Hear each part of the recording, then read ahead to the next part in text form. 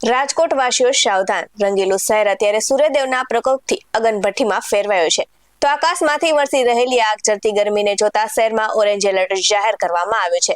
ત્યારે આકરા ઉનાળાની પ્રારંભે શું છે મનપાની ગાઈડલાઈન અને કેવી રીતે બચશો આ હીટવેવથી, જોઈએ આજના ખાસ અહેવાલમાં. નમસ્કાર દર્શક મિત્રો, BS9 ન્યૂઝમાં આપની સાથે હું છું નેહા પટેલ. રંગીલું ગણાતું આપણું રાજકોટ શહેર હવે જાણે અત્યારે અગનભઠ્ઠીમાં ફેરવાયું છે અને આકાશમાંથી વરસતી આકરી લૂ અને સૂર્યદેવના પ્રકોપને કારણે જનજીવન અસ્તવ્યસ્ત બની ગયું છે. તો બપોરના સમયે રસ્તાઓ સુમસામ બની ગયા છે અને ગરમીનો પારો સતત વધી રહ્યો છે. તો રાજકોટ વાસીઓની એ રંગીલી મસ્તી અત્યારે અસહ્ય ઉકળાટ અને બફારા સામે જજુમી રહી છે અને આ જાણે આખું શહેર ગરમીના વિષચક્રમાં કેદ થયું હોય તેવા દ્રશ્યો દેખાઈ રહ્યા છે. તો આકાશમાંથી વરસી રહેલી આગ ઝરતી ગરમીને જોતા રાજકોટ મ્યુનિસિપલ કોર્પોરેશન દ્વારા શહેરના ઓરેન્જ એલર્ટ જાહેર કરવામાં આવ્યું છે અને આરોગ્ય વિભાગે નાગરિકોને બપોરના સમયે ઘરની બહાર ન નીકળવા અને સ્વાસ્થ્યનું ખાસ ધ્યાન રાખવા અપીલ કરી છે.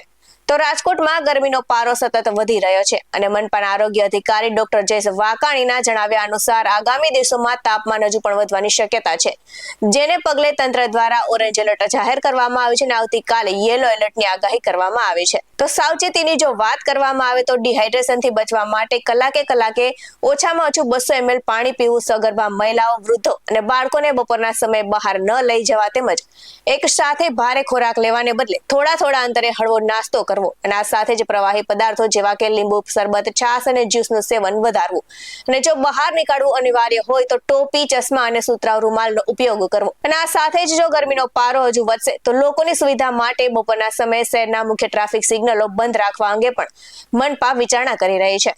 ત્યારે રાજકોટ મનપા આરોગ્ય અધિકારી ડોક્ટર જયેશ વાકાણી શું કહી રહ્યા છે, સાંભળીએ.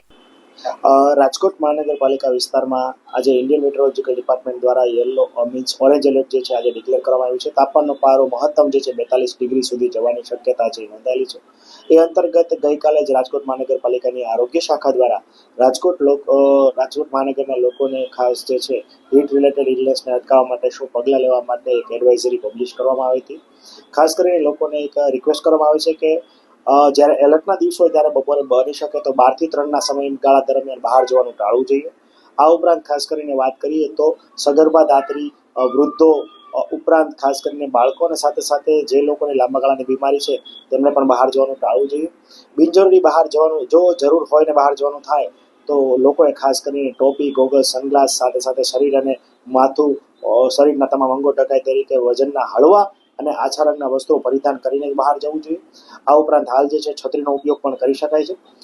લોકોને બહાર જતી વખતે પોતાના શરીરની અંદર પાણીની માત્રા જાળવવા માટે ખાસ કરીને હાઇડ્રેશન ખૂબ જ અગત્યનો ભાગ ભજવે છે.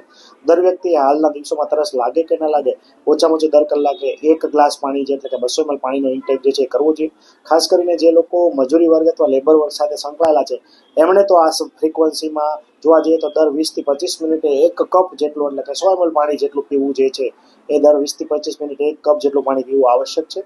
આ ઉપરાંત ખાસ કરીને વાત કરીએ તો જે labour, contractor, outdoor activity, field activity સાથે સંકળાયેલા લોકો જે છે એમને નાછૂટકે બહાર રહેવું પડતું હોય તો એમણે ખાસ કરીને અત્યારના દિવસોમાં પોતાના શરીરની અંદર હાઇડ્રેશનની સાથે ઇલેક્ટ્રોલાઇટ એટલે કે જે ખનિજ દ્રવ્યો છે એની માત્રા જળવાઈ રહે તે માટે લીંબુ પાણી, લીંબુ શરબત સાથે સોલ્ટેડ વોટર ઉપરાંત જોવા જઈએ તો ફળના વિવિધ પ્રકારના કુદરતી ફળના જ્યુસનું સેવન કરવું ખૂબ હિતાવહ છે.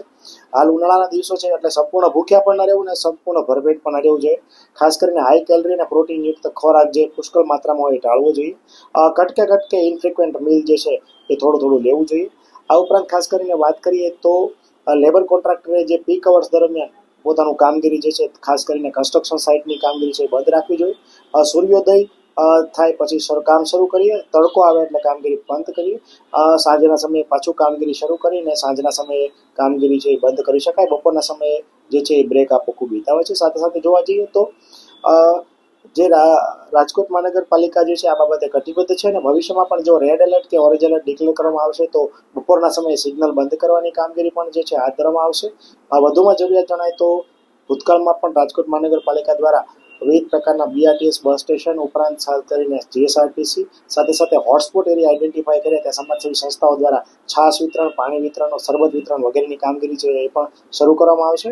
આ ઉપરાંત જે છે આપણે લાસ્ટ યર જે છે કુલર BRTS સ્ટેશનની અંદર કુલર મૂક્યા હતા ને પીવાના પાણીની જગની વ્યવસ્થા છે બસની અંદર કરેલી હતી.